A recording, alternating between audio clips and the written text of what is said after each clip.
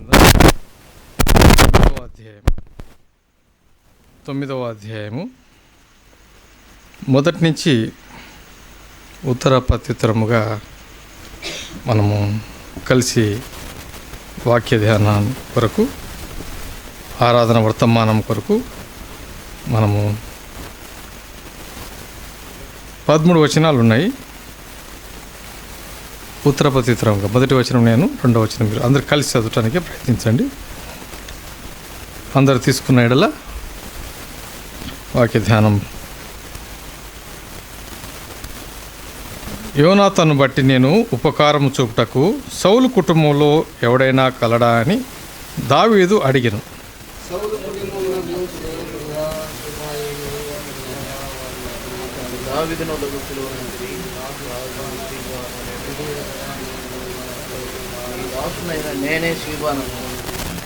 రాజు, యెహోవా నాకు దయ చూపించినట్లు నేను ఉపకారం చేయుటకు సౌలు కుటుంబంలో ఎవడైనొకడు శేషించి ఉన్నాడా అని అతన్ని అడగగా, సీబా, యోనాతానుకు కుంటికాళ్ళు గల కుమారుడొకడున్నాడని రాజుతో మనవి చేసెను.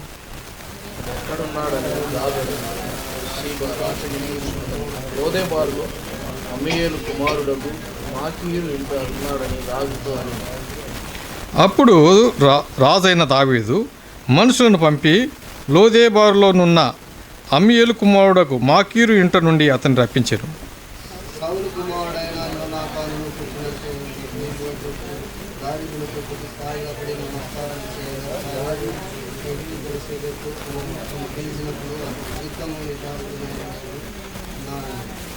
అందుకు దావీదు, నీవు భయపడవద్దు, నీ తండ్రి అయిన యోనాతాను నిమిత్తము నిజముగా నేను నీకు ఉపకారం చూపి నీ పితరుడైన సౌలు భూమి అంతయు నీకు మరలా ఇప్పింతును, మరియు నీవు సదాకాలం నా బల్ల యుద్ధనే భోజనము చేదు అని సెలవీయగా, అతను నమస్కరించి, చచ్చిన కుక్క వంటి వాడనైన నా యెడల నీవు దయ చూపుటకు నీ దాసుడను నేను ఎంతటి వాడను అని. అప్పుడు రాజు సౌలు సేవకుడైన సిబాను పిలువనంపి, సౌలునకును అతని కుటుంబమునకు కలిగిన సొత్తంతటిని నీ యజమానుని కుమారునికి నేను ఇప్పించి ఉన్నాను. కాబట్టి నీవు నీ కుమారుడు నీ దాసును అతని కొరకు ఆ భూమిని ఆహారము కలిగినట్లు నీవు అంతా తేవలేను. నీ యజమానుని కుమారుడైన వ్యక్తి పోషించి ఎల్లప్పుడూ నా పల్ల ఎద్దనే భోజనం చేయడం. ఈ షీబా 15 మంది కుమారులు 20 మంది దాసులు. నా ఏలిన వాడగు రాజు తన దాసునికి ఇచ్చిన యాజ్ఞ అంతటి చొప్పున ఈ దాసునైనా నేను చేసేదనని సీబా రాజుతో చెప్పాను. కాగా మెఫీబోషెతు రాజకుమారులో ఒకడైనట్టుగా రాజు బల్ల యొద్దనే భోజనము చేయుచుండెను. మెఫీబోషెతుకు ఒక చిన్న కుమారుడు, వాని పేరు మీకా. మరియు గిబాలో కాపురం ఉన్న వారందరూ మెఫీబోషెతుకు దాసులుగా ఉండి, మెఫీబోషెతు యెరూషలేములో కాపురం ఉండి సదాకాలము రాజు బల్ల యొద్ద భోజనం చేయుచుండెను. అతని కాళ్ళు రెండును కుంటివి. అలాగే ఎఫెసీయులకు రాసిన పత్రిక 2వ అధ్యాయము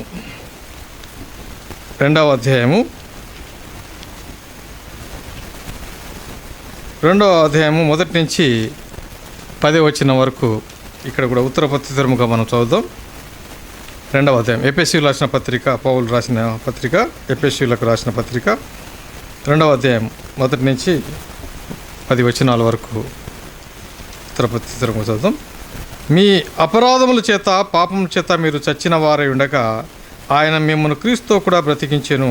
మీరు వాటిని చేయించు వాయుమనుల సంబంధమైన అధిపతిని అనగా అవిధేయులైన వారిని ప్రేరేపించే శక్తికి అధిపతిని అనుసరించి ఈ ప్రపంచ ధర్మం చొప్పున మునుపు నడుచుకుంటుంది.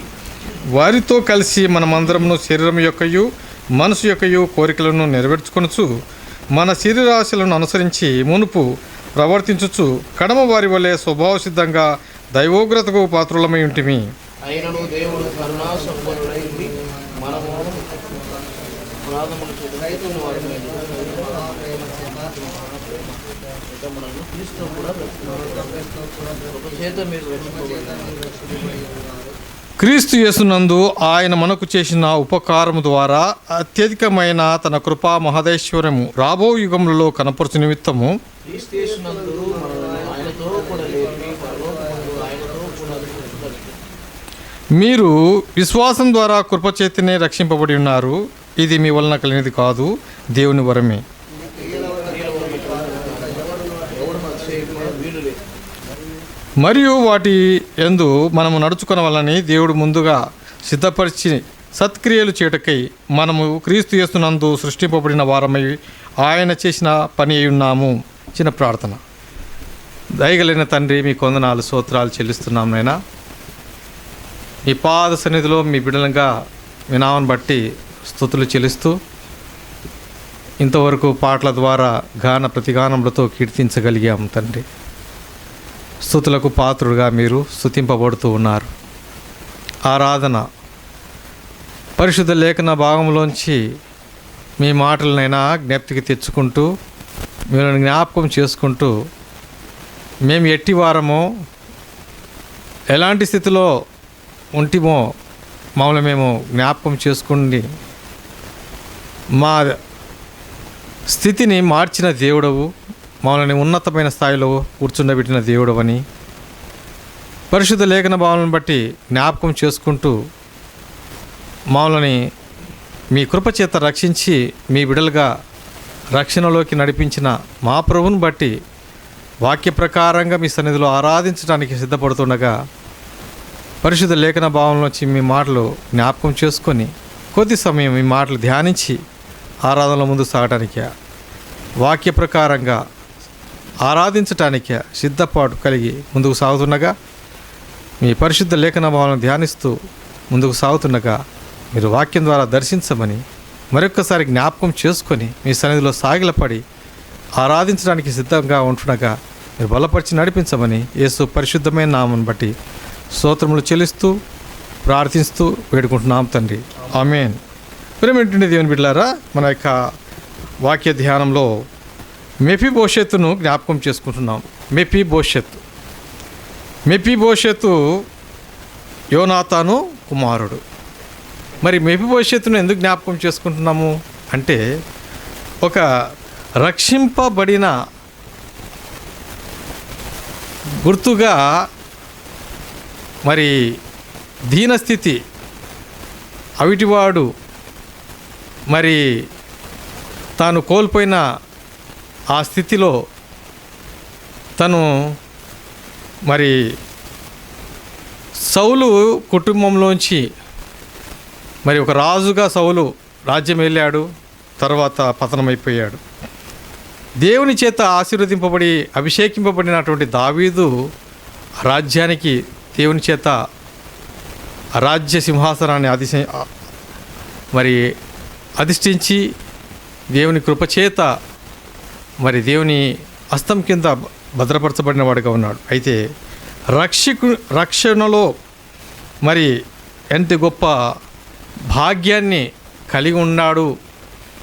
మరి మన జీవితంలో కూడా అట్టి ధన్యత మనం కలిగి ఉన్నాము అనటానికి ఈ మెఫీబోషెతును మనం జ్ఞాపకం చేసుకుంటే, మరి దావీదు ఈ మాటలు జ్ఞాపకం చేస్తూ ఏమంటున్నాడంటే, యోనాతాను బట్టి నేను ఉపకారం చూపుటకు సౌలు కుటుంబంలో ఎవడైనా కలడా అని దావీదు అడిగాడని మనం చూస్తున్నాం. అయితే ఈ మెఫీబోషెతు అనే పేరుకు కూడా అర్థం ఏంటంటే సిగ్గును నాశనం చేసేవాడు. అంటే సిగ్గు అంటే లజ్జ, అంటే మరి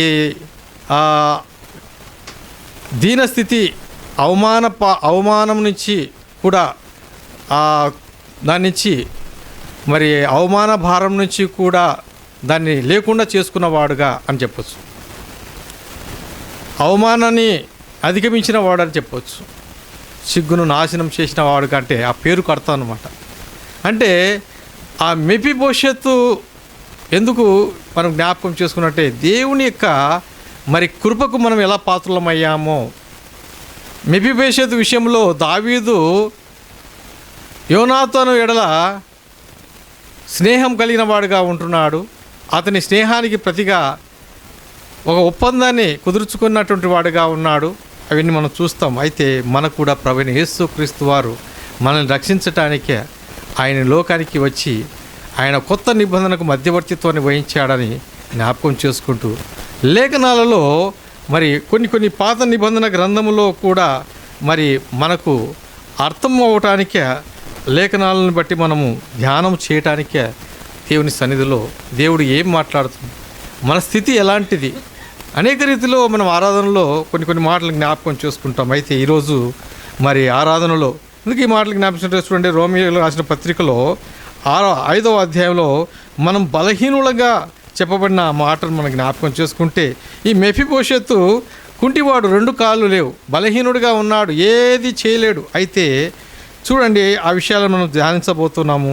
అయితే ఇక్కడ గమనిస్తే ఆ మాట రోమిలకు రాసిన మరి పత్రిక 5వ అధ్యాయము 6వ వచనం నుంచి చూస్తే, ఏలైనగా మనం ఇంకనూ బలహీనులమై ఉండగా క్రీస్తు యుక్త కాలమున భక్తిహీనుల కొరకు చనిపోయాను, నీతిమంతుని కొరకు సహితం ఒకడు చనిపోవట అరుదు, మంచివాని కొరకు ఎవడైనా ఒకవేళ తెగింపవచ్చును. అయితే దేవుడు మన ఎడల తన ప్రేమను వెల్లడిపరుస్తున్నాడు. ఎట్లనగా మనమింకను పాపులమై ఉండగానే క్రీస్తు మన కొరకు చనిపోయాను. ఇక్కడ ఇంకను పాపులమై, అలాగే బలహీనత, మీరు మనం ఇంకను అని మనల్ని కలుపుకుంటాం, అని అందరం కలుపుకుంటాం. మనం బలహీనులము. ఏ బలహీనత? అవిటితనం. అంటే 2 కాళ్ళు లేవు, అవిటివాడు. ఒకప్పుడు మనల్ని కూడా ఈ విషయాన్ని బట్టి వస్తే, యోనాతాను కుమారుడు అనగానే రాజకుటుంబీకుడు కదా, ఈ యొక్క మెఫీబోషెతు రాజకుటుంబంలో పుట్టినవాడే కదా, అంటే సౌలు మనముడు కదా, అంటే సౌలు రాజుగా ఉన్నప్పుడు రాజు మనముడు తర్వాత తరంలో రాజు కావాల్సిన వాడు, అంటే ఆ స్థితిలో ఉన్నటువంటి వాడు. మరి తర్వాత ఎట్టి పరిస్థితిలో ఉన్నాడో మనం చూస్తాం. అయితే బలహీనతను కూడా చూస్తాం, కాళ్ళు లేవు అంటే దూరస్తుడిగా అయిపోయాడు, బలహీనత కలిగిన వాడుగా ఉన్నాడు, ఎన్నిక లేనివాడుగా ఉంటున్నాడు. అంటే ఇక్కడ దాన్ని బట్టి మనం చూస్తే మనల్ని దేవుడు తన కృపచేత జగత్ పునాది వేయబడక ముందే క్రీస్తులో మనల్ని ఏర్పరచుకున్నాడు. మనం దేవుని పిల్లలం.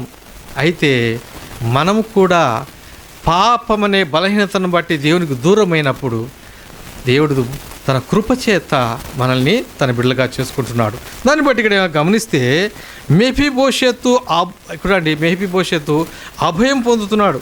అంటే అభయం ఇస్తున్నాడు ఎవరు? సౌలు, దావీదు రాజు, సౌలు మనమడిని. మరి దావీదు ఏమంటున్నాడంటే, యోనాతాను బట్టి నేను ఉపకారము చూపుటకు అంటున్నాడు. ఉపకారము చూపాలని నేను జ్ఞాపకం చేసుకుంటూ యోనాతానును జ్ఞాపకం చేసుకుంటున్నాడు. తన స్నేహితునికి ఒక అభయం ఇచ్చాడు, నీ సంతానంలో. ఆ మాట కూడా మనం లేఖనంలో చూడొచ్చు. ఆ మాటని బట్టి మనం జ్ఞాపకం చేసుకుంటే చూడండి, ఒక 20వ అధ్యాయంలో చూద్దాం. చూడండి, మొదటి సమూయేలు గ్రంథము 20వ అధ్యాయము 14వ వచనంలో మనం చూస్తే, అక్కడ మనం గమనిస్తే చూడండి 14-15 వచనాలు కలిసి ఉన్నాయి. మరి పైనుంచి మనము 12 నుంచి కూడా కొన్ని విషయాలు చూస్తే మనకు అర్థమవుతాయి. అయితే ఆరాధన వర్తమానము క్లుప్తంగా మనం ఆరాధనలో ప్రభు సన్నిధిలో మనం జ్ఞాపకం చేసుకోవాలి. అది 14-15 చదవండి, మనకు అర్థమవుతుంది. అయితే నేను బ్రతికి ఉండిన ఎడల నేను చావకుండా యెహోవా దయచూపునట్టుగా నీవు నాకు దయచూపకపోయిన ఎడల అనేమి, నేను చనిపోయిన ఎడల యెహోవా దావీదు శత్రువులను ఒక్కడైనను భూమి మీద నిలవకుండా నిర్మూలన చేసిన తర్వాత నీవు నా సంతతి వారికి దయచూపకపోయిన ఎడలనేమి, యెహోవా నిన్ను విసర్జించునుగాక. ఒక ఒప్పందం. ఒకవేళ నా తర్వాత నువ్వు ఖచ్చితంగా దేవుడు నిన్ను అభిషేకించాడు, రాజు చేస్తాడు, శత్రువులందరినీ నిర్మూలన చేస్తావు. ఒకవేళ నన్ను, నా తర్వాత నా కుటుంబ సభ్యుల్లో ఒకవేళ శత్రువులంతా నిర్మూలన చేసినాక నువ్వు నా సంతతి వారు ఉంటే వారికి నువ్వు దయ చూపాలి అని ఒక నిబంధన కోరుకుంటున్నాడు. చూడండి, ఆ నిబంధనకు మరి దావీదు జ్ఞాపకం చేసుకుంటున్నాడు. అందుబట్టి గమనించండి, మన ఎడల కూడా మన పక్షంగా మన ప్రభువైన యేసు క్రీస్తు వారు మధ్యవర్తిత్వాన్ని వహించడానికి వచ్చాడు. అందుబట్టి ఆయన మన కొరకు బలియాగమయ్యాడన్న సత్యాన్ని ఇక్కడ జ్ఞాపకం చేసుకోవాలి. ఒక ఒప్పందం, కొత్త నిబంధన. మన ప్రభు మన కొరకు నిబంధనగా తన రక్తాన్ని చిందించడానికి వచ్చాడు. ఈ 2 విషయాలు ఎందుకు మనం జ్ఞాపకం చేసుకుంటున్నాం అనగా, పాత నిబంధన కొత్త నిబంధనలోనే. అందుకోసమే ఆయన దేవుడు కరుణా సంపన్నుడై ఉండి, ఆయన కరుణ చూపిస్తున్నాడు, దయ చూపిస్తున్నాడు. అందుబట్టి ఇక్కడ రాయబడిన మాటలో ఎఫెసీ పత్రికలో మనం చదివాం. ఆ మాట జ్ఞాపకం చేసుకుంటే ఇక్కడ గమనించవలసింది ఏమిటంటే చూడండి, దేవుడు కరుణా సంపన్నుడి మన ఎడల మన అపరాధముల చేత చచ్చిన వారమే ఉండినప్పుడు సైతము మన ఎడల చూపిన తన మహాప్రేమ చేత మనల్ని క్రీస్తు కూడా బ్రతికించాను. కృపచేతనే మీరు రక్షింపబడి ఉన్నారు. కృపచేత, దేవుని యొక్క కృప. అందుబట్టి ఇక్కడ జ్ఞాపకం చేసుకుంటూ ఇక్కడ మనల్ని ఆయన తన కృపచేత మనల్ని బ్రతికిస్తున్నాడు. పాపము చేత, అపరాధం చేత పడి చచ్చిన మనల్ని మన ఎడల తండ్రి తన కుమారుడైన యేసుక్రీస్తు వారిని ఈ లోకానికి పంపించున్నాడు. అయితే ఇక్కడ గమనించండి, ఆ నిబంధనను ఇక్కడ జ్ఞాపకం చేసుకుంటే ఇక్కడ 7వ వచనం చూడండి. 7వ వచనంలో ఏమంటున్నాడంటే 2వ సమూయేలు గ్రంథం 9:7 వచనంలో, అందుకు దావీదు నీవు భయపడవద్దు. మొదటగా అభయము చూస్తున్నాం. భయపడవద్దు, నీకు అభయం ఇస్తున్నాను. వాస్తవంగా చెప్పాలంటే ఏ రాజైనా తన పరిపాలన అయితే వేరే వారికి అవకాశం ఇవ్వకుండా శత్రువు అయిన వారిని అందరినీ నిర్మూలన చేస్తారు. అయితే ఇక్కడ చూడండి, ఎప్పుడైతే ఈ యొక్క మెఫీబోషెత్ ఎక్కడో మరి దాచబడిన వాడుగా ఉన్నాడు, దావుకొనిన వాడుగా ఉన్నాడు. అయితే ఆయన ఎడల నేను ఉపకారము చేయాలనుకుని సౌలు కుటుంబంలో ఎవరైనా ఉన్నారా అని ఆయన మరి ఉపకారం చేయాలనే ఆలోచన కలిగి ఉన్నాడు. అయితే ఈ మెఫీబోషెత్ చూడండి ఇక్కడ అభయము పొందుతూ ఉన్నాడు. మనం కూడా మన ప్రభువైన యేసుక్రీస్తు ద్వారా అభయం పొందాం. రక్షింపబడటానికి ప్రభు కృపకు పాత్రులమయ్యాం. అందుబట్టి జ్ఞాపకం చేసుకుంటుండగా అభయము పొందిన మెఫీబోషెత్ అని మనము చూడవచ్చు.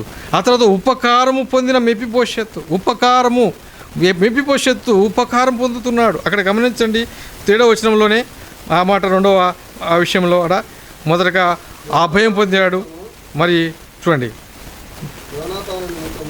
యోనాతాను నిమిత్తము నిజముగా నేను నీకు ఉపకారము చూపి, నీకు నిజంగా ఉపకారం, భయపడొద్దు అని అభయమిస్తున్నాడు.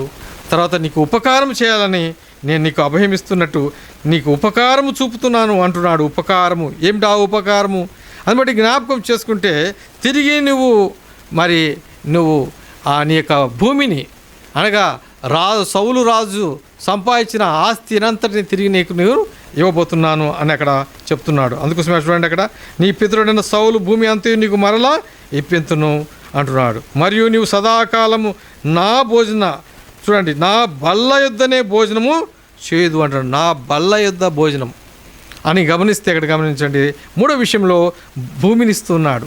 అంటే గమనించండి ఇక్కడ మరి ఎంత గొప్ప ధన్యతను అనుగ్రహిస్తున్నాడు అనగా అభయం ఇస్తున్నాడు. ఆ తర్వాత అభయంతో పాటు ఉపకారాన్ని జ్ఞాపకం చేస్తూ నీకు ఇచ్చే ఉపకారం ఏంటంటే నీ భూమినంతా నీ యొక్క తండ్రి మరి ఆ తాత అంటే అబ్బా మరి సౌలు యొక్క ఆస్తినంతటిని కూడా నేను నీకు ఇస్తున్నాను అని 7వ వచనం మనం చూస్తున్నాం. ఆ తర్వాత అక్కడే అంటాడు, నా బల్ల యొద్ద భోజనం చేయటానికే నీకు, అంటే రాజు భోజన బల్ల యొద్ద నీవు కూడా నాతో పాటు కూర్చుంటావు. ఎంత ధన్యతను ఇస్తున్నాడు. దాన్ని బట్టి జ్ఞాపకం చేసుకుంటే మన జీవితంలో మనల్ని కూడా చూడండి, అక్కడ రాయబడిన మాటలు గమనిస్తే బలహీనత కలిగిన బిడ్డలమైన బలహీనతలను కూడా దేవుడు ఏం చేస్తున్నాడంటే ఆయన బిడ్డల మన జ్ఞాపకం చేయడానికి ఆయన కృపను ఇస్తున్నాడు. ఆయన కృపకు మనం పాత్రలం అవుతున్నాం.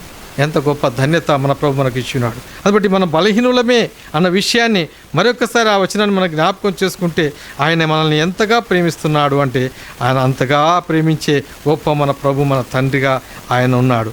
మన ఎడల ఆయన చూపించిన ప్రేమ ఎంత గొప్పది అంటే చూడండి, అక్కడ గమనిస్తే మనం ఇంకా బలహీనులమై ఉండగానే మన కొరకు యుక్త కాలం నందు క్రీస్తు మన కొరకు చనిపోయాడు. భక్తిహీనుల కొరకు. ఒకప్పుడు భక్తిహీనత అంటే హీనత, రక్తహీనత అన్నట్టు. భక్తిహీనత అంటే భక్తి ఉంది అని చెప్తున్నాం, కానీ అది నిజమైన భక్తి కాదని. నిజమైన ప్రభువైన యేసుక్రీస్తునే ఎరగక జీవించిన దినాలు. అయితే ప్రభుని ఎప్పుడైతే సొంత రక్షకునిగా అంగీకరించామో, ఆ రక్షణను పొందుకున్నామో, ఆ ధన్యతను మనం పొందుకున్న వారుగా ఆయన కృపకు పాత్రులమయ్యాము. అందుని బట్టి గమనిస్తే ఆ మాటను బట్టి మనం అయితే చూడండి, భోజన బల్ల దగ్గర కూర్చునే భాగ్యం ఇచ్చాడు. భోజన బల్ల అలాగా రాజు కుమారుల్లో ఒక కుమారుడుగా ఉండే భాగ్యం ఇచ్చాడు. ఈ విషయాలన్నీ కూడా మనం చూడొచ్చు. అందుని బట్టి గమనిస్తే చూడండి ఆ మాట మరి మనము కూడా చూడండి, పేతురు తను రాసినటువంటి పత్రికను మనం చూస్తే మరి ఈ మాటను మనము చూస్తే రాజులైన యాజక సమూహంలో మనల్ని ఉంచినటువంటి విషయం మనం జ్ఞాపకం చేసుకోవచ్చు. మొదటి పత్రిక 2వ అధ్యాయము 9వ వచనం. అయితే మీరు చీకటిలో నుండి ఆశ్చర్యకరమైన తన వెలుగులోనికి మిమ్మల్ని పిలిచిన వాని గుణాతిశయములను ప్రచురము చేయు నిమిత్తం ఏర్పరచబడిన వంశమును, రాజులైన యాజక సమూహమును, పరిశుద్ధ జనమును, దేవుని సొత్తైన ప్రజలనై ఉన్నారు. చూడండి, ఇక్కడ రాజులైన యాజక సమూహం, మనం రాజులుగా వచ్చేసాం. ఈ మెఫీబోషెతు మరి రాజు కూర్చునే బల్ల దగ్గర కూర్చున్నాడు. బలహీనత, ఏమాత్రం ఎవరితో యుద్ధం చేయలేడు, 2 కాళ్ళు లేవు, తనకు ఎవరో ఒకరు సహాయం చేస్తేనే తప్ప. ఆ సహాయకుడు కూడా కొన్ని సందర్భంలో వదిలిపెట్టిన పరిస్థితులు, వదిలిపెట్టేసి మరి మెప్పు పొందడానికి దావీదు దగ్గర తాను అతని మీద లేనిపోని చెప్పిన సందర్భాలు కూడా మనం చూస్తాం లేఖనాల్లో. అయితే తన బలహీనతను బట్టి తాను ఎంత బలహీనుడో, అయితే అలాంటి బలహీనుణ్ణి ఎక్కడ కూర్చోబెట్టుకుంటున్నాడు? తన భోజన బల్ల దగ్గర కూర్చోబెట్టుకుంటున్నాడు. అలాగే అంత గొప్ప ధన్యత మన ప్రభు అయిన యేసుక్రీస్తు వారు కూడా మనకు ఇచ్చి ఉన్నాడు. కాబట్టి జ్ఞాపకం చేసుకోవచ్చు ఆ విచనాలను బట్టి. చూడండి, అందుకోసమే ఆ ధన్యతను మనము ఖచ్చితంగా మనము లేఖనాల ప్రకారం మనం చూస్తే, చూడండి, మొదటి యోహాను పత్రిక 3వ అధ్యాయంలో మనం చూస్తాం ఆ మాట. 3వ అధ్యాయము మొదటి యోహాను పత్రిక, మరి మొదటి పత్రికలో 3వ అధ్యాయం 1వ వచనం. మనము దేవుని పిల్లలమని పిలువబడినట్లు తండ్రి మనకెట్టి ప్రేమను అనుగ్రహించెనో చూడుడి. మనము దేవుని పిల్లలమే, ఈ హేతు చేత లోకం మనల్ని ఎరగదు, ఎలనగా అది ఆయనను ఎరగలేదు. మన దేవుని పిల్లలము, రక్షింపబడిన ప్రతి బిడ్డ కూడా దేవుని పిల్లలుగా ఉన్నాం. ఇంటి ధన్యత నిజంగా ఈరోజు మనం జ్ఞాపకం చేసుకుంటున్నాం. ఆరాధన చేయటానికి అట్టి గొప్ప ధన్యత, భాగ్యం మనకు అనుగ్రహించి ఉన్నాడు. మెఫీబోషెతు ఎంత మరి ఆ ధన్యుడిగా, మరి రాజ కుటుంబంలో దావీదు రాజుతో పాటు కూర్చునే భాగ్యము, ఆ అనుగ్రహాన్ని పొంది ఉన్నాడు మన ప్రభు అయిన యేసుక్రీస్తు వారు కూడా. అందుకోసమే ఆయనతో మనం కలిసి భుజించటానికి, అందుబట్టి అంటాడు కదా. మరి ప్రకటన గ్రంథంలో మనం చూస్తాం. ప్రకటన గ్రంథము 3వ అధ్యాయము 20వ వచనం చూస్తాం. చూడండి, ఆ మాట మనం చూస్తాము. ఇదిగో నేను తలుపు నొద్ద నిలుచుండి తట్టుచున్నాను. ఎవడైనను నా స్వరం విని తలుపు తీసినడలా నేను అతని యొద్దకు వచ్చి అతనితోనూ నేను నాతో కూడా అతను భోజనము చేయను. చూడండి, ఎప్పుడైతే ఆయన హృదయం అనే తలుపు, మన హృదయంలోకి ఆయన ఆహ్వానించుకున్నాం, ప్రభు తట్టుతూ ఉన్నాడు, తలుపు తీసాము, ప్రభు మనతో పాటు సహవాసం చేయడానికి వచ్చాడు, ప్రభు మనతో కలిసి భుజించటానికి అంటున్న ఈ మాట మనం చూస్తున్నాం. ఎవరైతే నా స్వరం వింటారో ఆయన స్వరం వినే భాగ్యం ఇచ్చాడు సువార్త ద్వారా. అందుకోసమే అంటాడు, ఈ మెఫీబోషెతు అంటే సిగ్గు అన్న మాటను కోల్పోయి తీసివేసి మరి సంతోషంగా, ఆ మాట రోమపత్రికలో మనం చూస్తాము. రోమపత్రికలో ఒక మాట ఉంది, 1వ అధ్యాయం 16వ వచనంలో, సువార్తను గురించి నేను సిగ్గుపడను, వాళ్ళను కాను అని పౌలు జ్ఞాపకం చేస్తున్న రీతిలో మనం చూస్తాం. చూడండి, ప్రభు అయిన యేసుక్రీస్తును సొంత రక్షకునిగా అంగీకరించడానికి ఏమాత్రము సిగ్గుపడని వారం కాదు. ప్రభువును సొంత రక్షకునిగా అంగీకరించాం.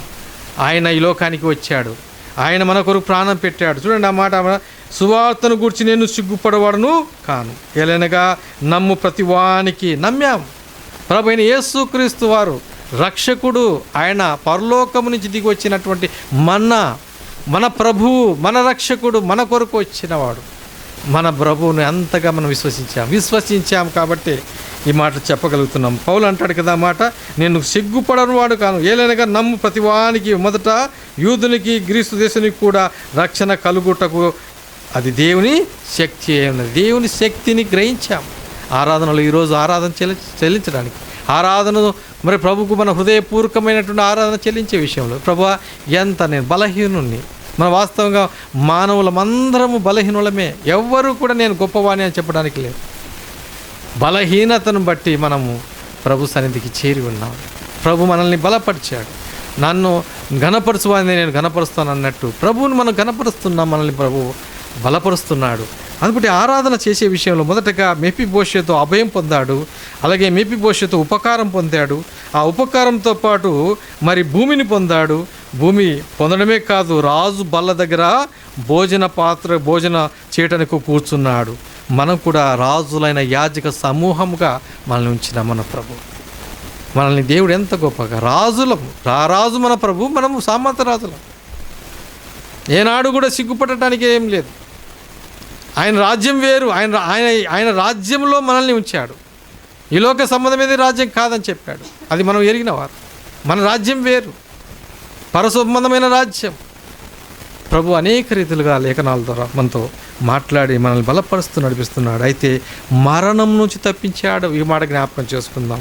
మెఫీబోషెతు మరణం నుంచి తప్పించాడు. ఎవరైతే రక్షింపబడ్డారో, మనమందరం కూడా రక్షింపబడ్డామంటే మనకు మరణం నుంచి తప్పింపబడ్డాం. మరణంలో నుంచి జీవంలోకి దాటించాడు మనల్ని. ఆశ్చర్యమైన తన వెలుగులోకి నడిపించిన మన ప్రభును బట్టి మనం ఎంతగా ప్రభును ఆరాధిస్తాం. మన హృదయపూర్వక ప్రభువా, మరణం తప్పించావు కదా, పాపంలో చేత అపరాధం చేత పడి చచ్చిన నన్ను బ్రతికించావు, మరణం తప్పించావు. ప్రభువు ఒక్కసారి రక్షింపబడిన తర్వాత మళ్ళీ తిరిగి మనకు మరణంలో పరలోక నిత్య జీవం ఉంది మనకు. అందుబట్టి జ్ఞాపకం చేసుకుంటే మెఫీబోషెతు మరణం నుంచి తప్పింపబడ్డాడు అనడానికి ఒక వచనాన్ని జ్ఞాపకం చేస్తున్నాను. చూడండి, 2వ సమూయేలు గ్రంథంలో 21వ అధ్యాయము 7వ వచనం చూస్తే అక్కడ మొదటి నుంచి 6 వచనాలు మీరు వ్యక్తిగతంగా చదవండి. అక్కడ ఉన్న విషయం 7వ వచనంలో ఏమిటంటే, అక్కడ మరి తాను సౌలు కుమారుడు యోనాతానును యెహోవా నామమును బట్టి ప్రమాణం చేసి ఉన్న హేతు చేత రాజు సౌలు కుమారుడు యోనాతానుకు పుట్టిన మెఫీబోషెతును అప్పగింపక. ఎందుకు ఇక్కడ గిబియోనీయులకు అప్పగించలేదు, అది అక్కడ ఉన్న విషయం. గిబియోనీయులు ఏం చేశారంటే రాజు దగ్గరికి వచ్చారు. ఎవరిని బట్టి కరువు వచ్చింది ఎక్కడ చెప్తున్నాడు, 3 సంవత్సరాలు కరువు వచ్చింది. ఈ కరువుకు కారణం ఎవరు? సౌలు చేసిన పాపం అని వారు చెప్తారు. మా విషయంలో తప్పు చేశాడు సౌలు, అయితే వారి కుటుంబంలో 7 మందిని మాకు అప్పగించు అంటారు.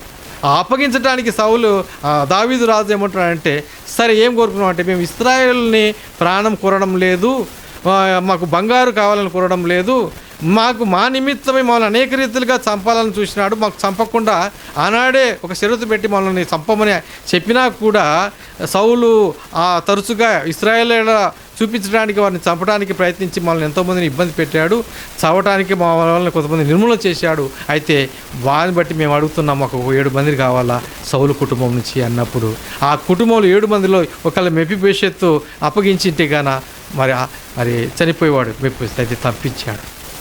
ఆ 7 మందిని ఇచ్చాడు, కానీ అక్కడ చూస్తాము, అక్కడ వారి కుటుంబం నుంచి 7 మందిని అప్పగించాడు, కానీ మెఫీబోషెతును తప్పించాడు. గమనించండి, మనల్ని కూడా అపవాది నుంచి తప్పించటానికి, ఆ అపవాది యొక్క బంధకాల నుంచి విడుదల కలిగించాడు, తిరిగి అప్పగించాడు. నా చేతుల నుంచి ఎవరునూ అపహరింపబడరు అని చెప్తున్నాడు మన ప్రభు. ఆయన చేతుల్లో ఉన్నాం మనం. అంత గొప్ప రక్షణ ఇచ్చినాడు, రక్షణకు పాత్ర. అందుబట్టి మెఫీబోషెతు మరణం నుంచి తప్పించాడు, మనల్ని కూడా మన ప్రభు మరణం నుంచి తప్పించాడు. ఆరాధనలో జ్ఞాపకం చేసుకుందాం ఈ మాటలు, ప్రభును ఆరాధించడానికే. అందుబట్టి తర్వాత జ్ఞాపకం చేసుకుందాం, రాజ కుటుంబీకుడుగా ఉన్నాడు. 11వ వచనం, నా ఏలినవాడగు రాజు తన దాసునికి ఇచ్చిన ఆజ్ఞ అంతటి చొప్పున నీ దాసుడైన నేను చేసేదనని సీబా రాజు చెప్పాను. కాగా మెఫీబోషెతు రాజకుమారులో ఒక్కడైనట్టుగా రాజు బల్ల యొద్దనే భోజనము చేయుచుండెను. రాజకుమారులో ఒకడై ఉన్నట్టుగా అని మనం చూస్తున్నాం. రాజకుమారులో ఒకడై ఉన్నట్టుగా చూడండి, భోజనం బల్ల దగ్గర కూర్చున్నాడు అంటే భోజన బల్ల దగ్గర కూర్చున్నవాడుగా ఉన్నట్టు మనం చూస్తున్నాం. రాజకుమారులో ఒకటిగా ఉన్నాడు అని మనం జ్ఞాపకం చేసుకుందాం. మనం ఇతరుకు వచ్చిన జ్ఞాపకం చేస్తాం. మనం ఆయన పిల్లలం కాబట్టి ఆయనతో కూర్చుంటాం, ఆయనతో సహవాసం ఉంటాం. అట్టి ధన్యతనిచ్చాడు ప్రభువుతో పాటు. ఆయన ప్రభు రాత్రి భోజనాన్ని ఏ విధంగా ప్రభు ఆరాధనలో మనం జ్ఞాపకం చేసుకుంటామో, అలాగే బాబు బల్లలో కూడా పాలిభాసనం అవుతున్నామో అట్టి ధన్యతను మనకి ఇచ్చి ఉన్నాడు. అలాగే ప్రభు సన్నిధిలో ఆరాధనలో మనం ప్రభును ఆరాధించవలసిన వారమే ఉన్నాము. జ్ఞాపకం చేసుకుంటే మెఫీబోషెతు యొక్క ఎంత అంటే కృతజ్ఞత కలిగిన వాడుగా ఉన్నాడు. కృతజ్ఞత కలిగి ఉన్నాడు. ఎందుకంటే ఎప్పుడైతే మరి మరణం నుంచి తప్పించాడో దానికి కృతజ్ఞత కలిగిన వాడుగా ఉండు. ఏం చేస్తున్నాడంటే ఆయన సన్నిధిలో, మరి రాజు సన్నిధిలో, అనగా నేను చచ్చిన కుక్క వంటి వాడిగా నీ దగ్గర ఉంటాను అంటున్నాడు.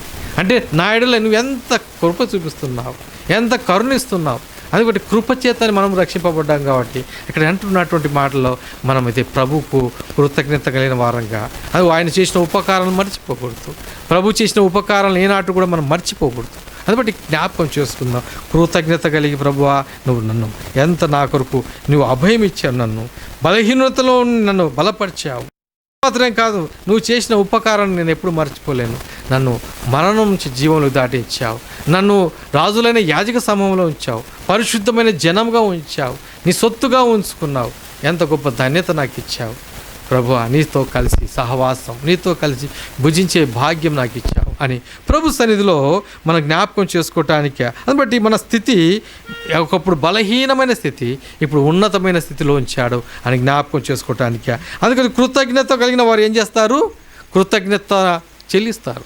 ప్రభువా నిన్ను జ్ఞాపకం చేసుకొని నీ సన్నిధిలో నేను నిన్ను ఆరాధిస్తున్నానని మనం వాక్య ప్రకారంగా ఆరాధించటానికి మనం సిద్ధపరచుకొని ప్రభువా నీ సన్నిధిలో సాగిలపడుతున్నాను అని కొద్ది సమయము మనము ఒకరి తర్వాత ఒకరు ఆరాధన చేస్తూ ప్రభు సన్నిధిలో ముందుకు సాగుతాం. కృతజ్ఞత కలిగిన వారంగా ముందుకు సాగుతాం. పాట పాడదాం.